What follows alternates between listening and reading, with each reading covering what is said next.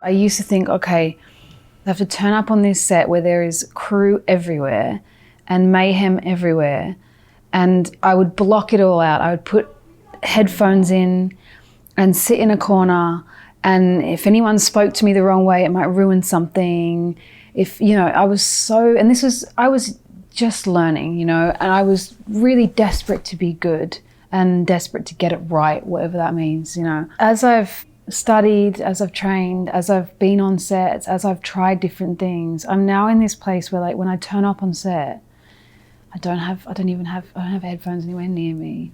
Like, I'm not precious about this thing that I've created, because anything that comes at me, I want to be able to say, okay, if this is happening right now to me, Abbey, then it's happening to the character, because there is no divide. I am her.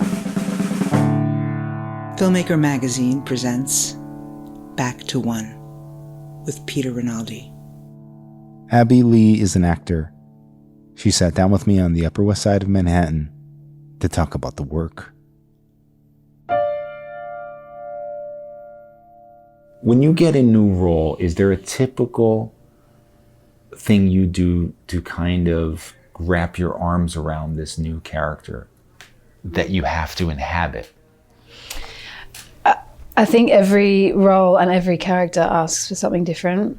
I think it depends on the genre of what you're working with. It depends on where I'm at in my life at that time. What I'm experiencing in my personal life sort of changes how I take it in, how I read it. Always first, it's the text, right? It's like, it's the script. And I do very diligent script work on, like, if I need to research an era, like, you know, a time period, where is it being held? Like, you know, I do all that kind of like book work.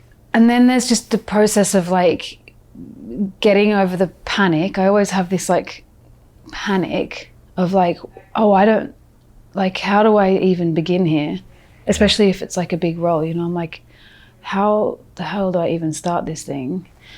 And then you just kind of have to like chip away at all the things that you've learned and see what fits and what works. But I also listen to what's happening inside of me when I'm reading the script, and because often, you know, sometimes I will get a script that interests me, and it might interest me for a varying degree of reasons. Like, it's the team of people, it's the director, it's the story, it's the character, whatever. And sometimes you take on roles, or you want to do an audition, because you sort of do this for auditions too, you know, like you get sides, or you get, you know, whatever, and you have to kind of do this process even in a few days. And sometimes the character just like screams at me. Like, it's just, I get a really strong sense of her. Like, I feel akin over like very quickly. Mm-hmm. Other times I'm taking on the role because other things interest me, and I have to go, oh, this character's like not showing up quite as quickly. Mm-hmm. It's like kind of a bit shy, or maybe it's not showing up so quickly because I'm so vastly different, and so I have to do some digging within myself to show up for the character. Mm-hmm. So it's always different, but I think it always starts with a script, and I always read it and I listen to what's happening. Not just what am I thinking, but how am I feeling? What images are like showing up in my mind? Mm-hmm. Like, does it make my heart race? Yeah. Is it, you know, like those things, that's all information. Yeah. You know, sometimes it takes so long from when that moment happened, when you're taking note of what this text is doing to you before you have to actually do it. Sometimes it's a long time. Mm-hmm. And other things come into play. You start to talk to the director, and they're changing your mind about things, or you look at the wardrobe and this, wow, okay, they're kind of pushing me toward that. That's different. Okay, but now I'm okay. But now you're kind of getting farther away from what that initial thing was that you were thinking, right? Is there a way that you have to remind yourself of that initial thing so you can use that again, or do you just let that go? Because honestly, I think it's an essence. I think the thing that you feel, I think the thing that, you know, when a character shows up, or like shows up for you, like when you meet this character and there's like an initial feeling, I honestly feel like, you know, you can have the thoughts, you can have like what's happening, but ultimately there is an essence that you feel with the character, and it just kind of follows you around. Like it feels sort of like a ghost in the room. Mm-hmm. And all of the stuff that you imagine, that you think that you know, you're already doing the film in your head a lot of the times. And I think it's really important to remain as malleable as possible, because if you turn up and you want it one way, I mean, it's just boring, really. It's like a boring way to work, because why not hear what other people, I mean, there are departments who are gifted and as passionate as you are and want to work with you. Everybody, the thing that I love about film is, for the most part, like everybody's invested in figuring the story out and getting to the truest version of your character. Like wardrobe aren't trying to screw you. Right. Wardrobe want to work with you, you know? Yeah. Like, so I think it's about showing up with a really open mind and an open heart, and just being like, and it's not to say that it's always perfect. It can be tricky. Sometimes you have to fight a bit for what you want. I've had to fight before, because I'm like, I don't see what you see, and you have to come to an agreement, or you lose. Maybe sometimes you lose and you have to readjust how you saw things going. Mm-hmm.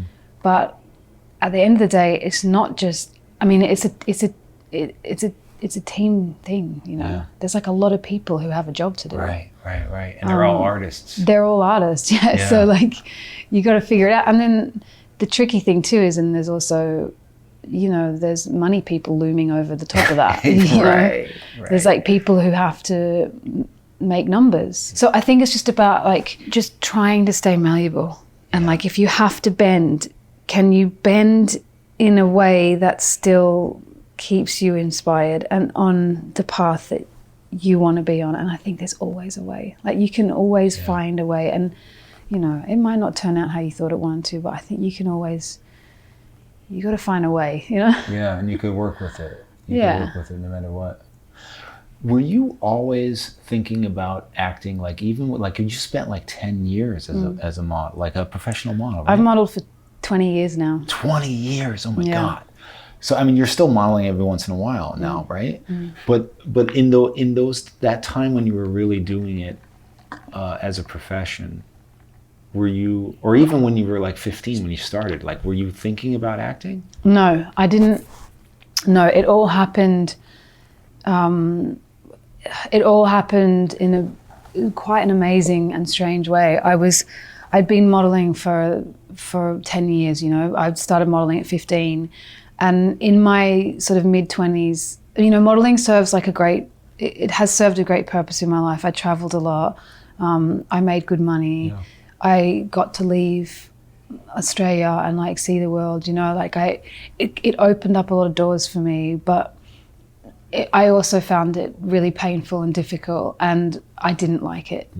It didn't bring me a lot of joy. I mean, any joy, really. I struggled very much to be happy as a model.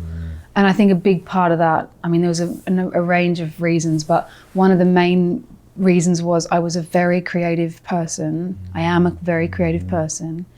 You know, I've always grown, I grew up drawing, and I have very strong imagination, all those types of things. And I just felt like I had a lot more that I wanted to give. And with modeling, you kind of just a coat hanger. And there's only so much space for you to be creative. Like it's more commerce, you know. And I just felt like I had a voice, and I had so much I wanted to like do, and I didn't really know how to get there, and I didn't even really know what it was. And at the time, at around 24, I was playing a band at the time, trying to figure out if I wanted to do music, still kind of modeling, still kind of hating it. I felt sort of lost. And then my modeling agent in Australia asked if I wanted to audition for a film that was casting, and it was Mad Max. And that was two amazing casting directors, Nikki Barrett in Australia and Ronna Kress in America, were casting it, and they had looked at thousands of girls for this particular role, and George Miller just had a very specific idea in mind. And so I got asked to self-tape. I actually had to Google self-taping. I had no idea what a self-tape was. I didn't have a camera. I had nothing. That's the first time I've heard I didn't even have a camera. Yeah. Like I had a BlackBerry, you know what I mean? Like I didn't even have like an iPhone. And I had an art studio at the time. I was like painting, and my dad happened to be in New York, and I get asked to do this thing, and I had to do 3 things. I was like, yeah, sure, I'll do it, because I'm like up for anything, you know? Yeah. And I was told I had to do a monologue that was sent to me, and then I had to choose 1 out of 10 scenes. And I had to, then at the end of the tape, I had to tell a story that was, I can't fully remember. I think I had to tell a story that was a true story that was either happy or sad, something like that was like personal. And I did the monologue. I read the monologue. I didn't know where it came from. And I knew nothing about acting. I wasn't a film buff. So I read this monologue, and I don't know why, but my head thought that I was like a Southern priest talking to a congregation of people, and I did this monologue in this way. And then I chose a scene that was from Monty Python that I did with my dad in my art studio, very rogue. Turns out the monologue was from the film Network. The Gotta Get Mad. Oh my God, yes. So nothing like the way that I did it. But yeah, and then I just sent it, and then I think I didn't hear for like a while. I think it was like a month, you know? And then I got a call. My agent was like, "Why are you not checking your emails?" She was like, you just fucking booked Mad Max. I was like, what? It was, it was crazy. And then George Miller Zoomed with me, you know, the next day or whatever, and he was like, "Would you like to come and spend 6 months in South Africa and make this movie?" 6 months. Yeah. And I was like, "Fuck yeah, I do want to do that." And so it was. Did this feel like a ticket out of modeling? Yeah. And in a way, I'm like very much believe in the energetics of things, you know. I think it wasn't just a coincidence, and it was a very random thing to happen. But at the same time, I'd been fighting really hard to find my creative voice. I was painting. I was trying to make music. I was really trying to bust out of just being a model. So I think it turned up like at the perfect time for me. And I was like, yeah, fuck modeling. And I went to South Africa and did the film. And it sounds like that was a grueling shoot just because of the location, right? Like that. So for your first time on a set to be that set, the 6 months in like this, mostly waiting, I'm imagining, right? Yeah. There was a lot of things going on. I take everything that I do, I take very seriously and put a lot of passion and work into it. So I remember, and you know, we're talking like 11 years ago now that I shot this thing. And I landed in South Africa. I landed on my 25th birthday. So I know exactly how long it's been, and it's been 11 years. Yeah. And there's a lot I don't remember, but in terms of like the fine details, but I do remember the whole time, I was constantly trying to keep learning. I was like, I love this. I want to do this. I want to learn and learn and learn. So I was watching, I was taking things in. I was, even when, and you're right, there was a lot of, we had to shoot out in the middle of the desert, really far from any set, any trailers, any kind of, crafty, anything like that. We had to be driven. We would get to set, it would take hours to get ready, and then we would be driven out into the middle of the desert, and they would pitch a really simple tent, and we would sometimes sit there all day. Oh, geez. And then maybe not even be in the scene. But because us 5 girls, I play one of the wives, and one of us 5 girls were in the main truck throughout the whole film. Wow. So even if we didn't have a lot to do, we would be seen in the back of the truck. Even if my knee was in it, I had to be there, you know. So we had to, and it was such a chaotic shoot. There were 3 units going on at one time. George Miller had 3 monitors. There'd be main unit, action unit, and like second unit. So we just had to be there every day. There was no kind of like, you just never knew when you'd see us. Yeah. So obviously there were days where I fucking hated it. Yeah. And I was like, this is so boring. I am sitting in the middle of the desert going mad. I mean, having a good time with a lot of the other casts. Yeah. We also had a really funny time. Yeah. But there were definitely moments where I was like, this is fucking boring. Yeah. But I just knew that when we were shooting, and the process of figuring out that character, and that's the first time I've ever done that. Yeah. I just kept doing that. I kept trying to find things. I kept like, I just kept watching and listening and kept working on it. Yeah. And I wasn't a stranger to being on sets. You know, the one thing that modeling and acting does have in common is equipment. Is like I'd grown up as a kid around cameras with cameras in my face and people yelling jargon, and you know, I had to learn the new jargon of acting. But so I think for the most part I was just learning a lot, and I think I knew in the same way that I know with most modeling jobs that each time you turn up on a set it varies in like what it, you know, what it looks like, who's there, whatever. So I knew that not all films were going to be like that. But it was like boot camp for acting. I mean, it was definitely a grueling start. When you come back from that and you think, you know, despite whatever hardships were on that, but you think I want to do this, and so how do you get down to actually trying to shift from this one career to another? I was very.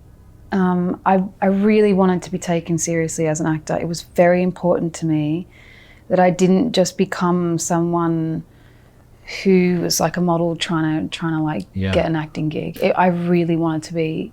I was in love with the craft of acting, and I wanted to prove myself as an actor. So I left New York and I went. I was very lucky to be able to pick a really good agent, because when the whole of Hollywood knew that this random girl had booked this role in George Miller's Mad Max, when they'd sent all their girls to go and see him, I was very fortunate enough to be given a good agent. And I just started from the bottom. I went and I did general go-sees. I just kept meeting everyone in the industry. I auditioned for absolutely everything. I just was grinding. I went to LA and I was just grinding. And I stopped modeling for like a couple of years. I like really stopped. And yeah, I just kept trying to prove. I just kept trying to book jobs as an actor and say no to modeling, which I did. I do it a bit more now because I'm confident enough to be able to be like, well, I think I've proved myself a little by now. But yeah, it took some years to feel like I could say, oh no, I'm an actor. Yeah. And I have studied with I've done a lot of work. Yeah. This whole strange animal of auditioning that you had to do and you were doing, it's probably a good process to just put yourself in that and audition for everything and just kind of figure it out. But what were you discovering early on about that, as like, and what was your approach toward it? Were you like thinking, this is an opportunity for me to actually act every time? No, I was like, I want this job. You know, some people, I've heard people say that, and no, I think, I mean, I'm just a little bit too driven for that. Like, that seems a bit too relaxed for me. And I don't enjoy it enough. Like, audition is like, there's a lot of, I find it, I don't know, like I've had great times in auditions, definitely. Yeah. But for the most part, I find them really stressful and I can't sleep the night before. So they're seeing a hungry person come in. Very I'm like, I'm not in here to play around. I want the jobs. But you know, there are sometimes back when I started, I would audition for things that I didn't necessarily love or really want, but I wanted the casting director to see something in me. Yeah. I wanted them to bring me back for something else. Yeah. So I was like, okay, I'm not right for this, but I'm going to do the best I can so that they see something in me and bring me back. Yeah. I'm glad that I was running the gamut of doing the grueling sort of auditioning for everything at the time that I was. And I really feel for actors now with everything being on Zoom and if self-taping, because back when I was doing this, it was you were in the room and you learn a lot from being in the room. I think it's a shame that a lot of actors don't get to be in the physical presence of casting directors, because casting directors, they feel you. They feel your energy.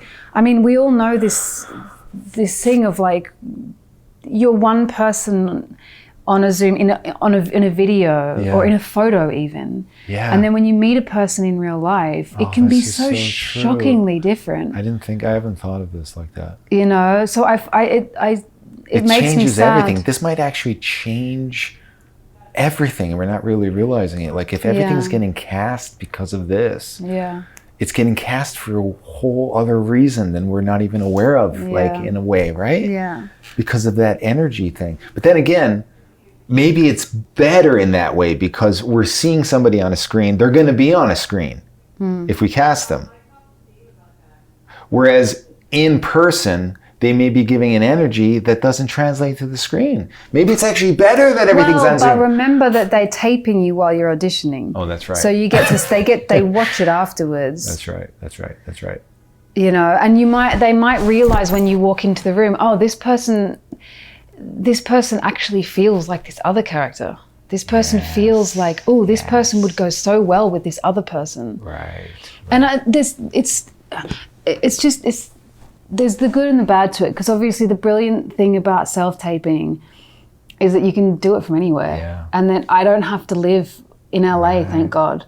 You know, I don't have to do that now. I had to be there in the beginning. I had to be there. It was really important that I was on the ground in Los Angeles where it was all happening. I don't think it's like that anymore. Right. That's a good thing. You know, so there's the good and the bad of it. Joel Edgerton said something to me that was really valuable. He said to me, I can't remember what I was auditioning for. I was like telling him I was like scared, or like I'm not going to get it, or like whatever. I can't remember what I was saying. But he said they're there. The people, when you walk into that room, everyone in that room wants you to get the job. They want you to be right. So their job is over. They're like, they actually want you to get it. They're not against you. And someone else said to me, and I can't remember who this was actually, that the room is yours. Like, it is your room to do whatever you like. It's your time. And I think that applies to self-taping also. You have to know that whatever you give, as long as you're giving your best and you're yourself and you do the work, that it will translate on the camera. And also in terms of like the giving, the space, the room being your space. When I do self-tapes, and this is I think this is a really cool pointer, you know, because I see a lot of people not doing this. A lot of the time people will set up a self-tape and just have their head in their chest or whatever it's been asked. And they stay in this like really particular zone, the distance between you and the camera from like how close do you get, how far do you get, like side to side. They sort of stay in this like safe zone. When actually you can move.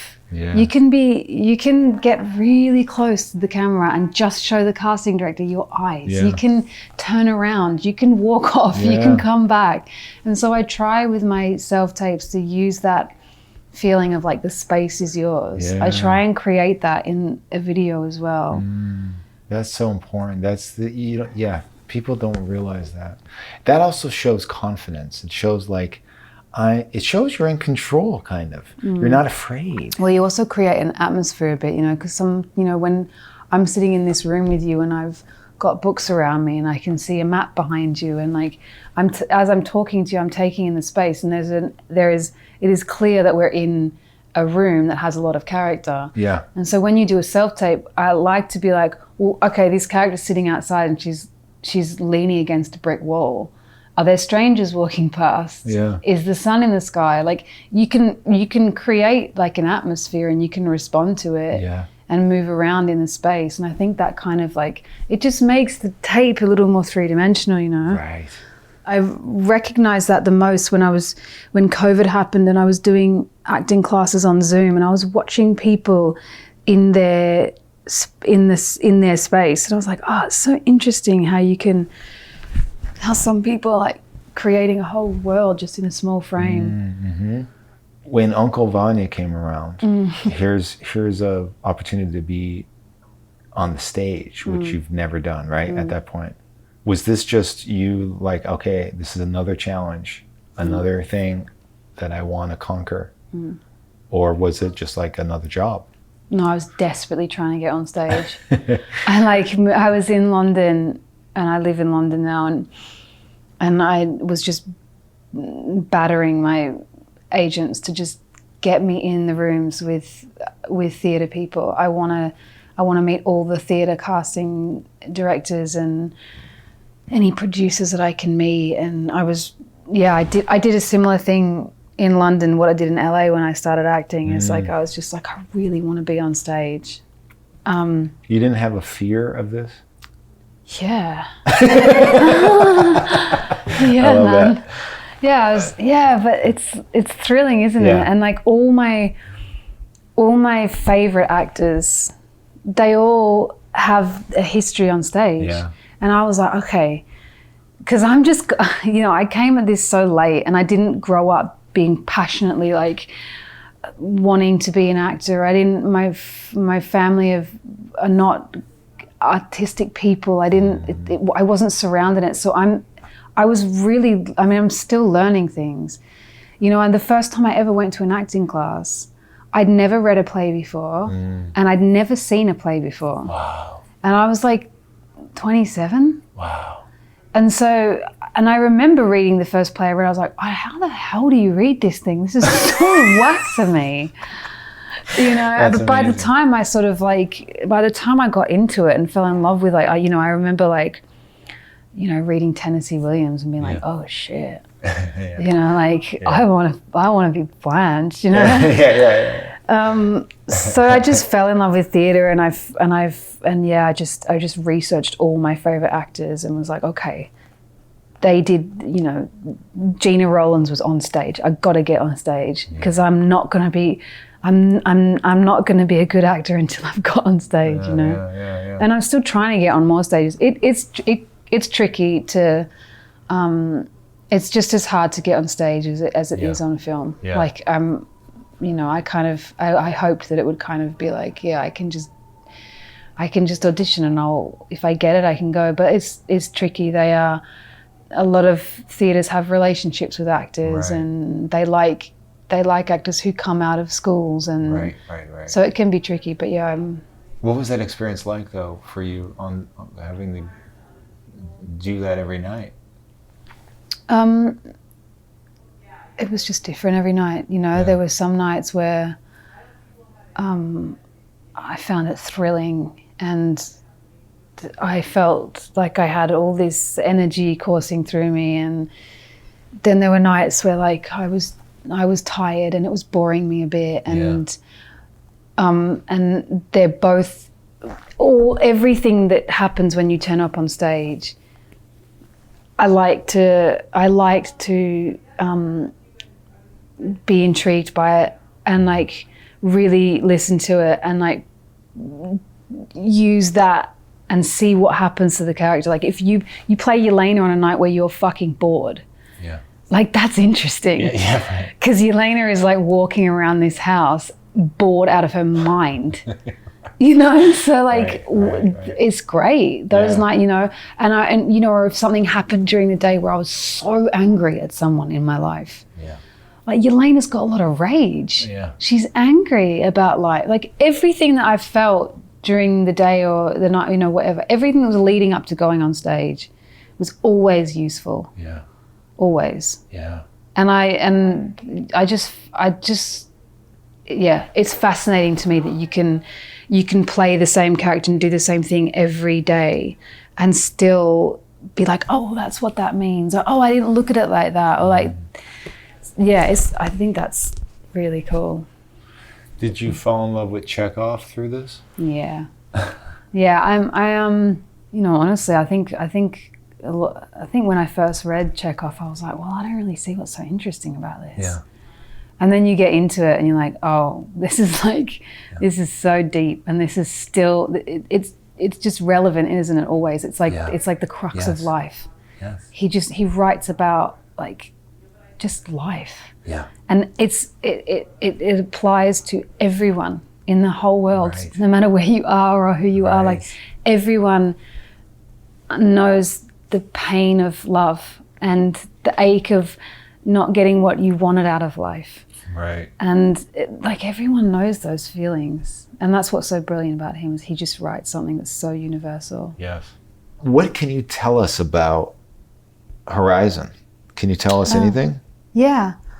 So Horizon is the latest film that I have coming out, directed, written, produced, stars Kevin Costner. And it's an epic saga, a western that is about the westward expansion in America and who that affected. And it focuses a lot on people that we don't often see. There's a lot of, it tells the story of how it affected certain women, children, Native Americans, rather than just kind of being like a cowboy film. Yeah. Which is really interesting. And I play a sex worker who is living in a mining town, and she is sort of a very hopeful, determined woman. Like a lot of people were, at that time in America, it was a very hard life. Like things were very tough in America for everyone involved. There was a lot of bloodshed, a lot of savagery, a lot of physical just hardship. Yeah. But I think she's someone who, Kevin made it very clear that he wanted her to remain light and hopeful as much as she could. And this is a woman who doesn't have a family, doesn't have parents, doesn't have anyone really in her life. And she's just kind of out on her own, trying to figure it out for herself, trying to get somewhere. Like most people, I think Native Americans were trying to hold on to their home and, keep their home. And the whites who were coming through and trying to settle were like trying to find a home. So it's very much about, I think to me, the essence of Horizon is like home. Are you getting an idea of what you kind of need from a director, and maybe more importantly, like what you don't need? We're establishing you're a very creative person. You do a lot of work. You're building something. You're processing all the time. So is there a point where you're like wanting to be left alone to create in these moments, and then people are trying to impose on that? Is that happening more than not? I think you can get into the weeds when you go, I've created this thing, and when I turn up, I need the space to do this thing, which I used to do. I used to think, okay, I have to turn up on this set where there is crew everywhere and mayhem everywhere, and I would block it all out. I would put headphones in and sit in a corner, and if anyone spoke to me the wrong way, it might ruin something. I was just learning, and I was really desperate to be good and desperate to get it right, whatever that means, And as I've studied, as I've trained, as I've been on sets, as I've tried different things, I'm now in this place where, like, when I turn up on set, I don't have headphones anywhere near me. Like, I'm not precious about this thing that I've created, because anything that comes at me, I want to be able to say, okay, if this is happening right now to me, Abbey, then it's happening to the character, because there is no divide. I am her. So I have to just be okay with going, it's really hard to explain this stuff because obviously there's a line, it's a fine line, you know. Yeah. I'm also here doing a job like everyone else. Right.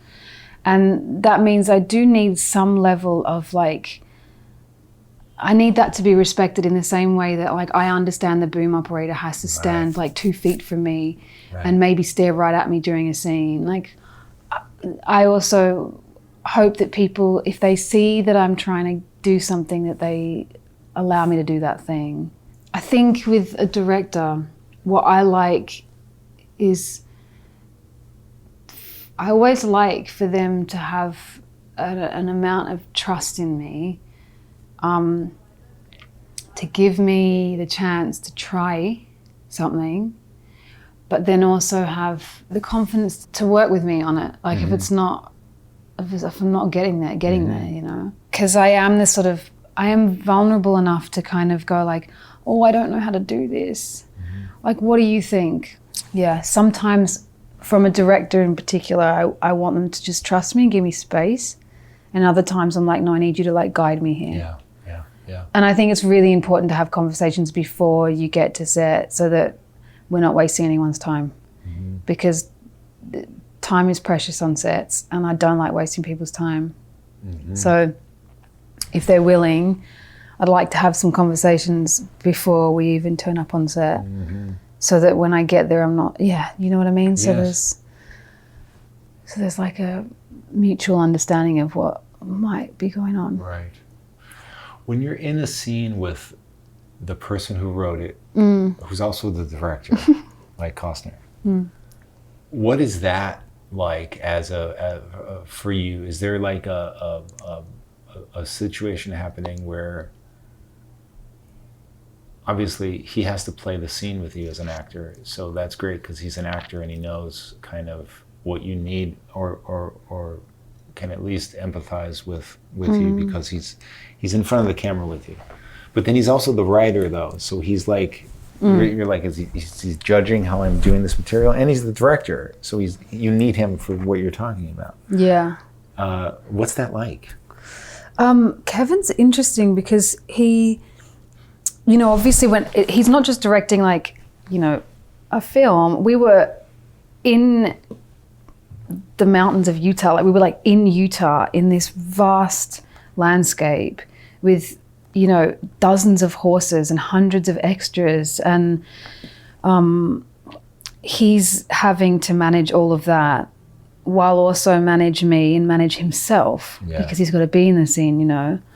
But it was so interesting because I would find that he would just kind of be going about being a director, and then right before we had to do, you know, we line it up, and he's standing on his mark. I'm standing there as an actor, and he's standing on his mark as a director. He's talking to people while he's on his mark. He's asking the camera to shift this way and that way. Like he's constantly in conversation with the crew, whereas I'm just standing there waiting as an actor. Yeah. And then once we do that rehearsal and you go away and they light it and you come back, he would sort of just float in to the scene and be so natural, and like he is such a present actor. He's, you know, some people, like when you're in a scene with him, you see, oh, this is the actor, and then something changes and they like, now suddenly they're acting. Yeah. Whereas Kevin just kind of like floats into his mark, and it's like, I don't know where the character and the man begin and end. Like he just is. He's like such a natural actor and such a present actor. But is he present enough as a director to be able to talk to you? Yeah. He was very invested in me feeling like I was doing a great job. You know, he was very present. He was at my disposal at all times. There wasn't anything I couldn't ask him. That's good. I don't know if I ever, you know, had to interrupt, but I know that if at any moment when he was in the middle of trying to deal with like props or whatever, if I had have asked him, if I needed his time, he would have been there for me. So yeah, it was that's what the experience was like. And I didn't feel any kind of, oh shit, the director's like in this scene with me. He just trusted me, and we'd had enough conversations about my character Marigold to where he knew what I was about and I knew what he was about, and he just left it to me, you know, and if he needed to, he would let me know that he sort of wanted me to try something else. Right. You said this once, here's a quote from you. I've worked as a model since I was 15. I've been through a lot. I've been to the edges of my darkness, and I'm not afraid to access those parts of myself. Mm-hmm. I mean, this is a big part of the work, isn't it? Mm-hmm. I mean, is that just something that came natural to you, or did you realize that you have to do this as an actor now? And so you have to face this. No, I think it was always, I've tried to put all of myself in all of the sort of creative work that I've done. I don't know if I can help it. I think it's just like, it just comes naturally to me. I don't know why. Honestly, I mean, maybe it's just naturally who I am as a person. I think it's a shame when there are some actors that I would never like name or whatever, but there are some technically brilliant actors that I see, and I wish so bad that I could like put my hand down their mouths and like tear their soul out and be like, now try doing that with this, you know, and like, not to say that all you need to do is like use your feelings and your soul and your, you know, you also have to be technically, there's a very technical side to acting. You can't not be present with the fact that there's a camera in your face and you're being told that you can't move from this mark. And, you know, I was on set the other day, I'm shooting something at the moment, and I was doing a very heavy scene, and the director decided to cut up the lines completely. Like during this monologue where I'm like, I'm talking about very heavy things, he just was like, take that line out, take that line out, take that line out, like he just chopped it all up. Oh. So suddenly I'm having to like do this thing of bearing my soul at the same time as being conscious of the fact that he's completely changed the order of all the lines that I've been working on for like 2 weeks. Wow. And it has to happen now. Wow. And it's my close-up. On set, like which is, that's the job though, you know, like I don't want to, I'm good with that. You can do that. That's the job. It's part of the job. So you can't only turn up and be like, I'm going to show you my soul. Like, no, you've got a job to do as well. Yeah. And it's very technical. But what did you do with that? Like, how did you not let that overthinking process interrupt your pulling out your soul? Like I think I would have crumbled, you know, 6-7 years ago. I think there was a time in my career where I would have crumbled or been like, I can't do that, or like, you know, there was definitely, I've done a lot of study. I've worked with a lot of, I have a coach. I've worked with a coach. So now when I hear something like that, there was no part of me that panicked. I was like, okay. And I understand what I think there is an actor's brain that has to always be alive. So when all of these other emotional or physiological like things are happening, there has to be this part of your brain that is doing the keeping on the mark, doing what the director's asked you to do. Like there's just a part of your brain that gets given to that area. And if you're comfortable enough that whatever else is going on, I don't know, you've worked at it enough to where it's like, it's still going to be there. Just focus on this other thing. And you just have to do 2 things at once, really. Yeah. You just kind of have to get to a point where you're like, I can manage that because I can do these, I can, you know, bring me a prop, add a prop in, why not? Yeah. Like, I'll do 3 things at once. Why don't I, like, you know, like... Yeah. I was also doing this scene on Allen Street in New York, and there was buses and cars and taxis and people yelling out their window and asking what we were shooting, and walkaboys coming. Like, there was a lot going on. Yeah. And I think it's just practice, isn't it? It's just one of those things where, like, I've been practicing the craft of acting for like a decade now. Yeah. And before that, you were in high pressure situations in front of a camera. Yeah. That helps too. Yeah. Right? That all plays into it, I guess. But it just feels like you, though, seem like someone who gets excited about challenges. Yeah. And some of us don't, and I'm saying us because I'm not one of those people. Yeah. I'm the crumbling one. Yeah.